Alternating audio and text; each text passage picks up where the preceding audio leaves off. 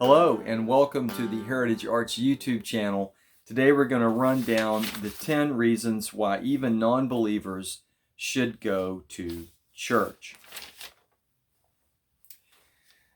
Churches promote diversity. Studies show that churches are twice as diverse as most individual social circles. So at church, you're going to sit down next to people who are of all different ages, incomes, races, nationalities, political affiliations, and so forth. Political polarization is a serious problem. One of the things you can do to fight that is to go sit down in church and hold hands and sit next to somebody who disagrees with you. It's epic. Number 9, encourage reflection and spiritual development. Look, you always say that you can be spiritual and you can get somewhere. You don't need church for that. That the reality of that is that that's absurd and it doesn't make any sense. So no one would expect to be a champion boxer without ever having a coach or going to the gym. So the preacher or pastor is the coach and the church is the gym. So if you want to be a spiritual athlete, you got to train. Number 8, to make peace. Many studies show that shared beliefs do not unite. Rituals do. So you have to actually sing together, pray together, hold hands, and do things together. And that's what really results in greater feelings of shared goals, communal values, generosity, cooperation, and all that. 2 very prominent books by Dr. Matt Rossano, which I reference frequently. You need to read those 2 books to get the details. Number 7, to help your community.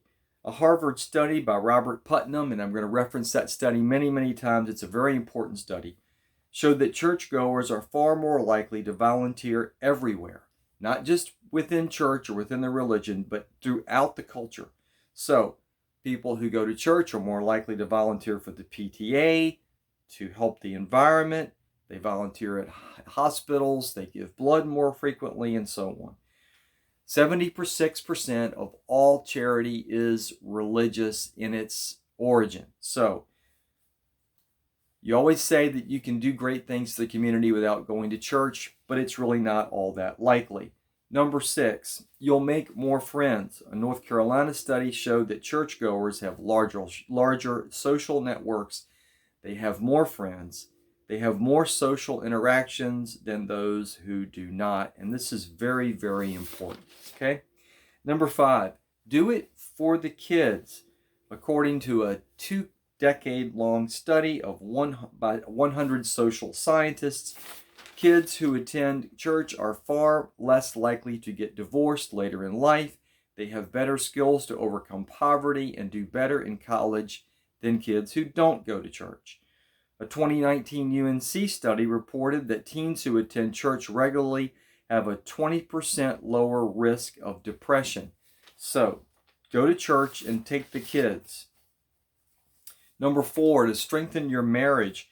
According to the National Survey of Religion and Family Life, couples who attend church together are 11% more likely to report being happy than those who don't. And if they pray together outside church, they're 17% more likely to report being very happy. Number 3, increase your income. Look, I'm an archdeacon, so I'm not going to do the prosperity gospel thing, which I disagree with. But if you're a non-believer and you want to know why to go to church, I'm just giving you reasons. On average, church-going families earn 10% more than non-church-going ones. According to the National Bureau of Economic Research, going to church also decreases welfare participation by 16%. Doesn't that sound great? Number 2, increase your well-being. Many studies show that people who attend church regularly are more optimistic, they suffer from less depression, they have lower suicide rates. A 2019 study at UNC demonstrated a 20% reduction in the incidence of depression in teens, as referenced earlier, and the Canada National Population Health Survey, which ran from 1994 to 2008, demonstrated a reduction of 22% in depression on the part of adults. Number one, you'll live longer. A 20-year study involving 76,000 participants, published in the Journal of the American Medical Association, showed that regular churchgoers realized a 20 to 30% reduction in mortality over the study period. That's crazy. Many other studies substantiate these findings. The 2017 Men's Health Study at Vanderbilt being among them. If you go to church, you'll live longer. So let's run these things down quickly. Number 10, churches promote diversity. 9, they encourage reflection and spiritual development. 8, they make peace between us. Number 7, they help the community. Number 6, you'll make friends. Number 5, do it for the kids. It benefits them greatly. Number 4, it will strengthen your marriage. Number 3, it will increase your income. Number 2, you'll increase your well-being. And number 1, you'll live longer. Now, for those of you who stuck through till the end and you want to get some of the backup for this or even more information, I'll share the following with you, which you may enjoy and benefit from. What I have in my hand is an article by Robert D. Putnam. And it's called What's So Darn Special About Church Friends? And it's published by the Forum on Altruism, Morality, and Social Solidarity. This is a publication provided by Harvard. This is the Digital Access to Scholarship at Harvard website. I don't know if you can see that. Okay. Just so you know, I'm not just making stuff up. Okay. One purpose of my recent research with David E. Campbell on religion in America was to confirm, if possible, and extend research on the correlation of religiosity and altruistic behavior, such as giving, volunteering, and community involvement. It proved straightforward to show that each of several dozen measures of good neighborliness was strongly correlated with religious involvement. Religious Americans, regular churchgoers, for example, give more to charity, including secular charities, volunteer more, including for secular causes, work more often to solve community problems or press for local reform.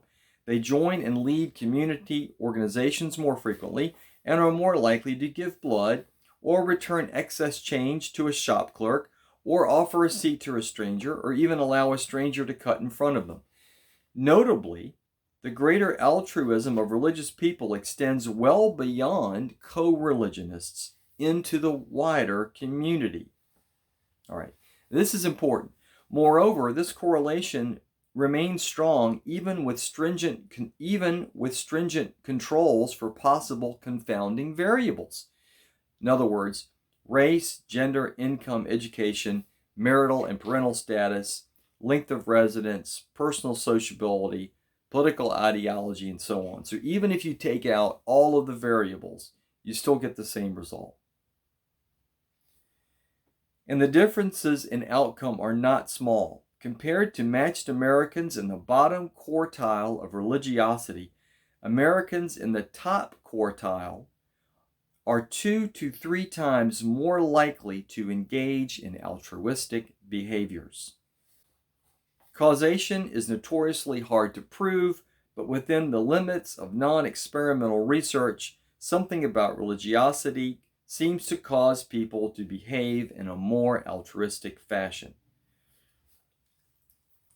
He goes on to say that to his delight, he found that the panel study of religion and ethnicity, PALS, was directed by Michael O. Emerson and David Sinknick, corroborated everything that he found in his study. Maybe you're a non-believer. Maybe you think that God is a sky fairy, which he certainly is not. Or he's the flying spaghetti monster and he's all made up and he's a childish myth.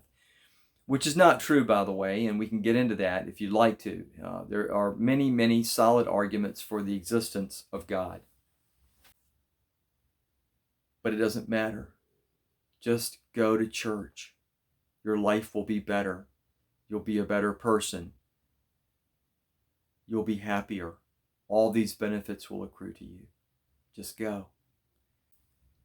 I made this video without my collar on because I know how non-believers react to people who talk with collars on.